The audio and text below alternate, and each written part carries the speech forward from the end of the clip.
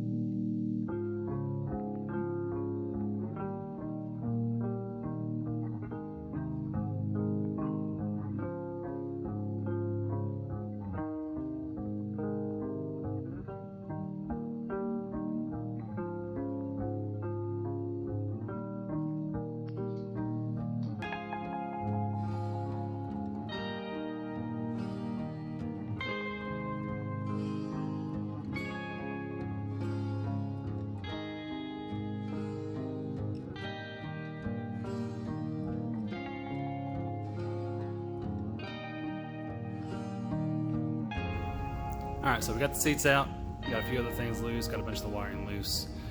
Since this thing is getting a new cage put in it, I'm going to go ahead and work on getting the old cage out before we bedline it. Just make bedlining it that much easier. So I'm going to work on getting seat belts out, door surround, speaker, whatever these speaker things are called, get them out.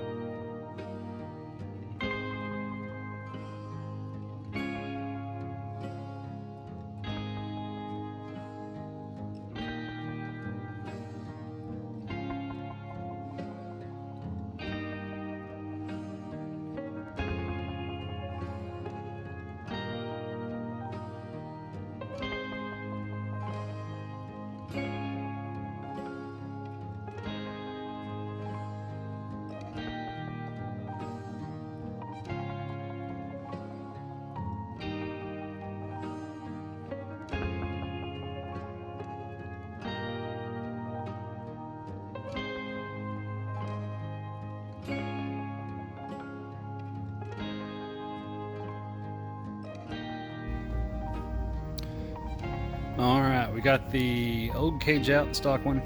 It's pretty easy to get out, self-explanatory.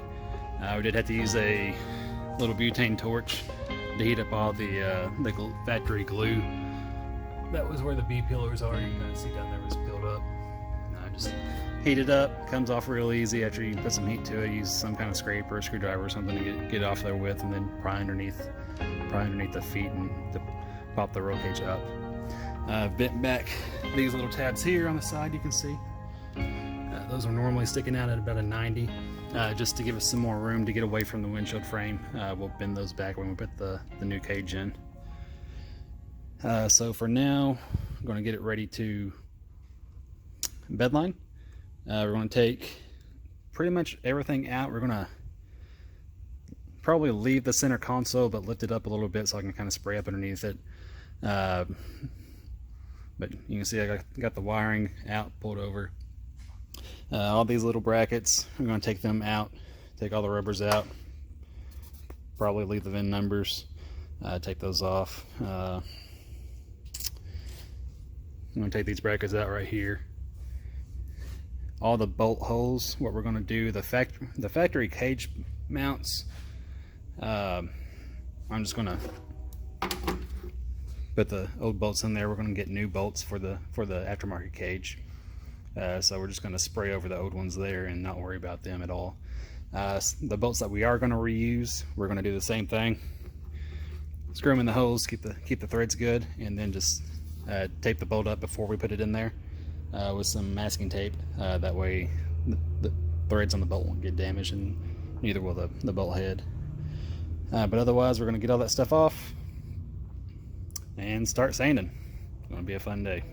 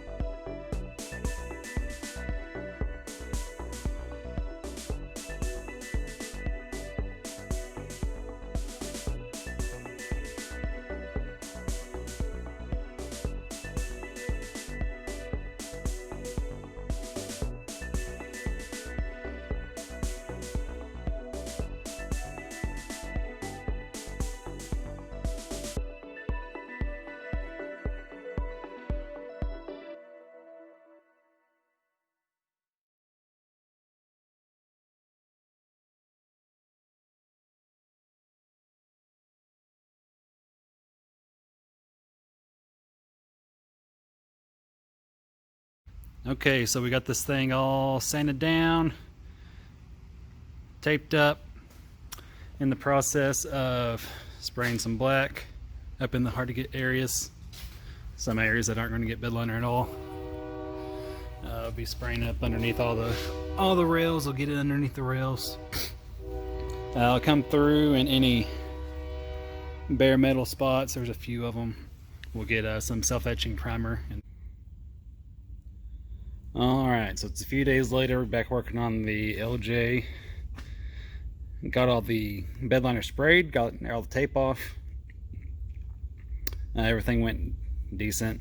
I haven't sprayed any Raptor in a while, so the main thing I forgot to do was to take the tape off immediately after spraying. I went ahead and let it dry. So if you're listening to this and you're about to spray Raptor and you haven't sprayed in a while, don't forget to take the tape off as soon as you spray it. Otherwise, everything went all right. For a LJ, you definitely want to buy 2 cases of Raptor. Got through 1 case and spraying at a lower pressure, and it didn't quite cover everything, so we used 2 cases on it. We ended up doing about 6 coats on the floor here in the back, and about 6 or 8 coats on the floorboards in the front, as well as for the passengers in the back seat. Otherwise, everything else, mainly the sides, tailgate, hard to reach spots, they got about 3 coats each. Where's the best place to put an amp in a TJ? Easy answer, right in the glove box. Best place for one. Alright, we got the interior pretty much all the way back together, except for the seats and subwoofer. We got the amp in, got these A-panel beauty panels cut out. Hopefully they're cut out good enough to fit the new Poison Spyder cage. Guess we'll find out when we go put it in. Right now I'm going to be working on this rough country switch assembly. The only thing is it's supposed to mount right here on the TJs, but we want it mounted to up here on the roll cage, and then CB up there along with it. So what I'm going to do right now is make a mount for that and the CB. Going to mount it up on the cage, as you can see there. And then the power source for the rough country switch panel mounts right in the center of the firewall, right over those connectors right there.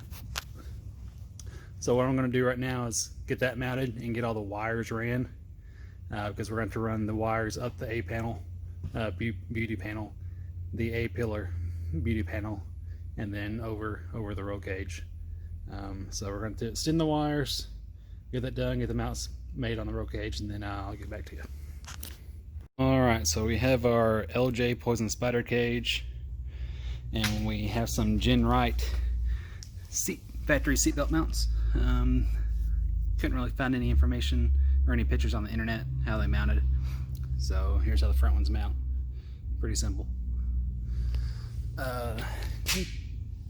Put your bung up here where you want it. The rears had to trim a little bit on due to them being completely different from the Gen Right cage, but they mounted up just fine on the Poison Spyder cage like this.